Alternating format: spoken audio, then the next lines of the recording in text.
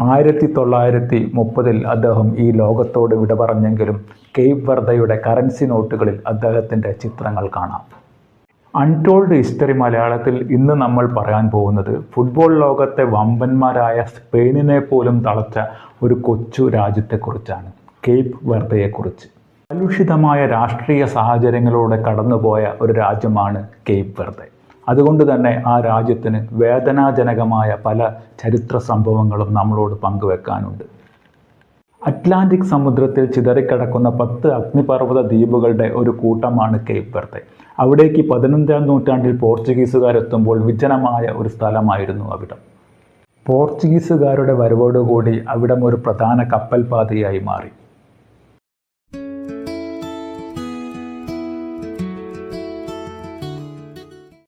പക്ഷെ ജനങ്ങൾക്ക് ലഭിച്ചത് കടുത്ത ദാരിദ്ര്യവും അടിമത്തത്തിൻ്റെ കറുത്ത ഓർമ്മകളുമായിരുന്നു.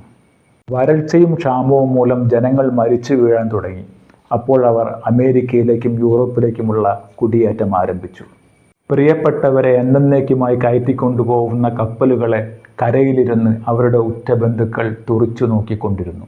ഇങ്ങനെയുള്ള ഒരു ഇരുണ്ട കാലഘട്ടത്തിലാണ് 1867 ഒരു കൊച്ചു ദ്വീപിൽ യുജിനിയോ ടവാരസ് എന്ന ഒരു ബാലൻ ജനിക്കുന്നത്. ഭരണകൂടത്തിൻ്റെ ക്രൂരതകൾ കണ്ടു വളർന്ന ടവാരസ് കയ്യിലെടുത്തത് വാളല്ല, പകരം അദ്ദേഹം പേനയായിരുന്നു കയ്യിലെടുത്തത്.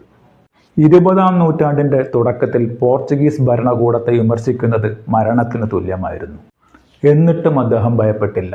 തൻ്റെ മൂർച്ചയേറിയ ലേഖനങ്ങളിലൂടെയും കവിതകളിലൂടെയും അദ്ദേഹം സാധാരണക്കാരുടെ ശബ്ദമായി മാറി. ഒരു കവിയുടെ പേന തങ്ങളുടെ കയ്യിലുള്ള തോക്കുകളേക്കാൾ അപകടകരമാണെന്ന് മനസ്സിലാക്കിയ ഭരണകൂടം അദ്ദേഹത്തെ വേട്ടയാടിക്കൊണ്ടേയിരുന്നു. ടവാരസിനെ തടവറയിലാക്കാൻ തകൃതിയായ ശ്രമങ്ങൾ ആരംഭിച്ചു. അതോടെ സ്വന്തം നാടിനെയും നാട്ടുകാരെയും വിട്ട് ഒരു രാത്രിയിൽ അദ്ദേഹത്തിന് ഒളിച്ചോടേണ്ടി വന്നു. ആ യാത്ര അദ്ദേഹത്തെ കൊണ്ടെത്തിച്ചത് അമേരിക്കയിലായിരുന്നു. അകലെയാണെങ്കിലും ജന്മനാടിൻ്റെ വിരഹവേദന അദ്ദേഹത്തെ വല്ലാതെ വേട്ടയാടിക്കൊണ്ടേയിരുന്നു. ആ വേദനയിൽ നിന്നാണ് കേപ്പ് വെർദയുടെ ഏറ്റവും മികച്ച ഈണങ്ങൾ പിറന്നത്. സ്വന്തം ഭാഷയായ ക്രിയോളിൽ അദ്ദേഹം കവിതകൾ എഴുതി. അധികാരികൾ അദ്ദേഹത്തെ നാടുകടത്തിയെങ്കിലും ആ പാട്ടുകൾ സമുദ്രം കടന്ന് ഓരോ കേപ്പ് വെർദക്കാരൻ്റെയും ചുണ്ടുകളിലെത്തി. അതവരുടെ സാംസ്കാരിക പ്രതിരോധത്തിൻ്റെ പ്രതീകമായി മാറുകയായിരുന്നു. വർഷങ്ങൾക്ക് ശേഷം രാഷ്ട്രീയ സാഹചര്യങ്ങൾ മാറിയപ്പോൾ സാംസ്കാരിക നായകനായി അദ്ദേഹം കേപ്പ് വെർദയിലേക്ക് തിരിച്ചെത്തി. 1930 അദ്ദേഹം ഈ ലോകത്തോട് വിട പറഞ്ഞെങ്കിലും കേപ്പ് വെർദയുടെ കറൻസി നോട്ടുകളിൽ അദ്ദേഹത്തിൻ്റെ ചിത്രങ്ങൾ കാണാം. ചരിത്രത്തിൽ പലരും തോക്കുകൾ കൊണ്ട് യുദ്ധം ജയിച്ചിട്ടുണ്ടാവാം, പക്ഷേ വെറും ഒരു പേന കൊണ്ട് ഒരു നാടിൻ്റെ ജനതയുടെ ആത്മാവിനെ തൊട്ടുണർത്തിയ വ്യക്തിയാണ് ടവാരസ്.